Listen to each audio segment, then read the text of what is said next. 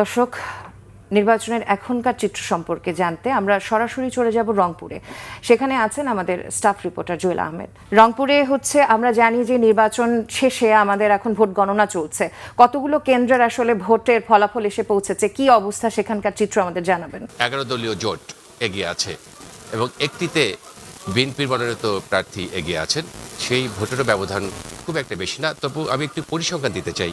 ত্রিনা, রংপুর 1, এখানে মোট ভোট কেন্দ্র হচ্ছে 139টি। এর ফলাফল আমরা পেয়েছি 139টিরই। এখানে বিজয়ী হয়েছেন দাঁড়িপাল্লা প্রতীকের প্রার্থী, যিনি 11,45,88টি ভোট পেয়েছেন এবং তার নিকটতম প্রতিদ্বন্দ্বী হচ্ছেন ধানের শীষের প্রার্থী, তিনি পেয়েছেন 69,460টি ভোট। এবং রংপুর 2-এ যদি আমরা বলি, এখানে মোট ভোট কেন্দ্র 138টি, ফলাফল পেয়েছি 137 কেন্দ্রের। দাঁড়িপাল্লা 1,49,680 এবং ধানের শীষ 69,910টি এবং পাশাপাশি লাঙ্গল পেয়েছেন 19,693টি।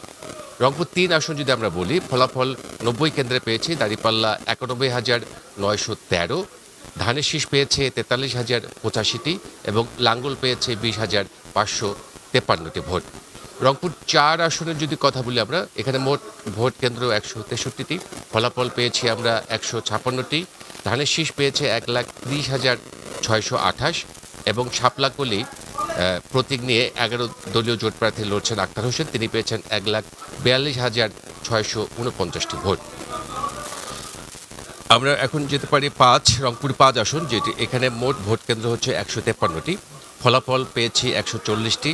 এর মধ্যে দাঁড়িপাল্লা প্রতীকের প্রার্থী পেয়েছেন 1,65,360টি ভোট এবং নিকটতম প্রতিদ্বন্দ্বী রয়েছে ধানের শীষের প্রার্থী 1,20,056টি ভোট, আর লাঙ্গল পেয়েছে 14,944টি ভোট।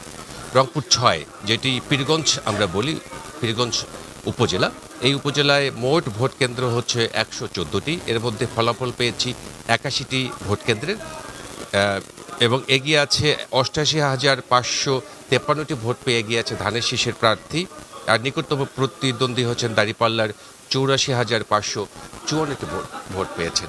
এবং আমরা মোটামুটি 2টি আসন, অর্থাৎ 1-2 রংপুর, এই 2টি আসনের যিনি জামায়াতের প্রার্থী রয়েছেন বা 11 দলীয় জোট প্রার্থী, তাদেরকে মোটামুটি তারা ঘোষণা করা হয়েছে, তাদেরকে অসমর্থিত সূত্রে তারা নির্বাচিত হয়েছেন বেসরকারিভাবে। এখন এখানে আসার পরে হয়তো আনুষ্ঠানিক ঘোষণা দেওয়া হবে।